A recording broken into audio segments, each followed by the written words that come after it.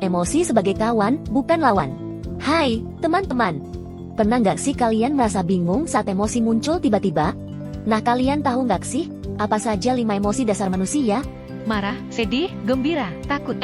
Apa ya satu lagi? Tepat sekali. 5 emosi dasar itu seperti marah, sedih, gembira, dan takut. Hebat, kan? Jadi, setiap emosi itu normal banget dan pasti pernah kita rasakan.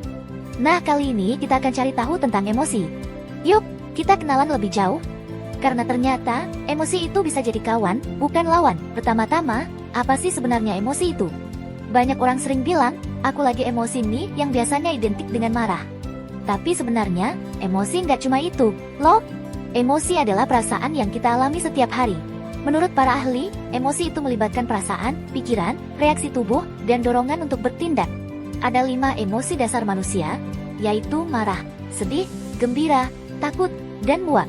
Kamu pasti pernah merasakannya, kan? Para ahli mengatakan bahwa emosi itu ada 2 jenis, yaitu emosi positif dan emosi negatif. Nah, yang termasuk ke dalam emosi positif itu ada kenikmatan. Kenikmatan yang dimaksud itu seperti apa sih?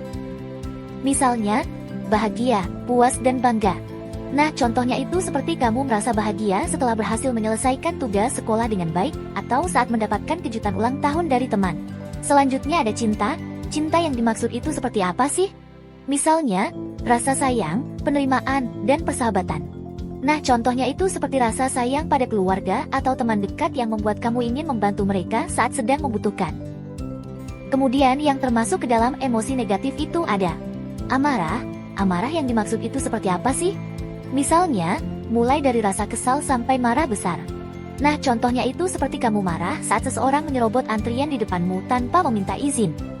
Selanjutnya ada kesedihan. Kesedihan yang dimaksud itu seperti apa sih? Misalnya, perasaan pedih, muram, atau bahkan depresi. Nah, contohnya itu seperti kamu merasa sedih karena mendapatkan nilai buruk meskipun sudah belajar dengan keras. Selanjutnya ada rasa takut. Rasa takut yang dimaksud itu seperti apa sih? Misalnya, khawatir, cemas, atau panik. Nah, contohnya itu seperti kamu merasa takut saat berada di tempat yang gelap dan sepi, seperti di jalan yang tidak ramai pada malam hari. Tapi, buat kalian yang lagi di masa remaja, emosi bisa jadi lebih terasa. Karena perubahan hormon estrogen dan testosteron selama masa remaja, maka dari itu remaja terkadang semangatnya meningkat saat merasa senang, tetapi bisa juga kehilangan motivasi karena rasa kecewa atau frustasi. Jadi, penting banget buat belajar mengelola emosi dengan baik, supaya emosi nggak mengganggu aktivitas kalian, seperti belajar atau bersosialisasi. Terus, gimana caranya mengelola emosi?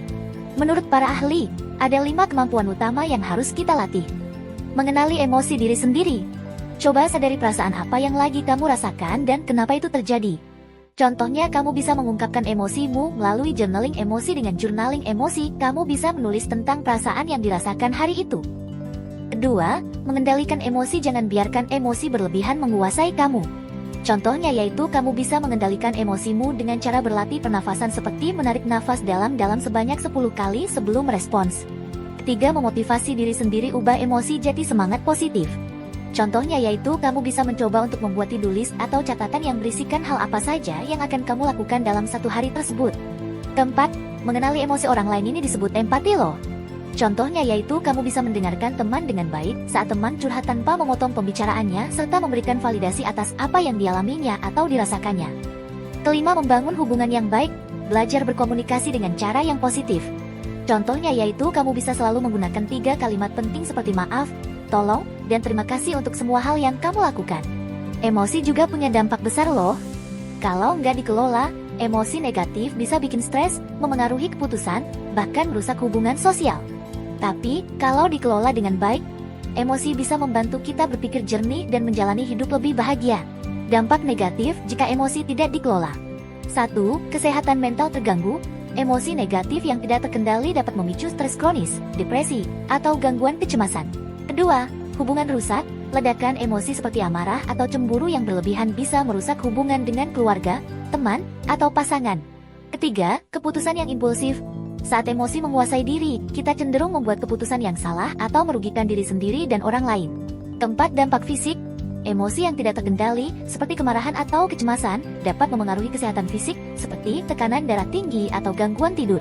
Sebaliknya, mengelola emosi secara positif dapat memberikan manfaat besar dalam kehidupan sehari-hari, seperti membantu membuat keputusan yang lebih baik, mempererat hubungan, dan menjaga kesejahteraan. Intinya, teman-teman, emosi itu bukan sesuatu yang harus dilawan.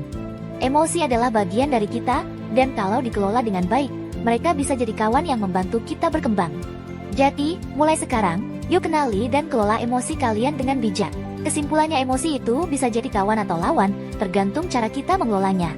Nah, disebut kawan itu kalau kita bisa mengenali, menerima, dan mengungkapkannya dengan baik.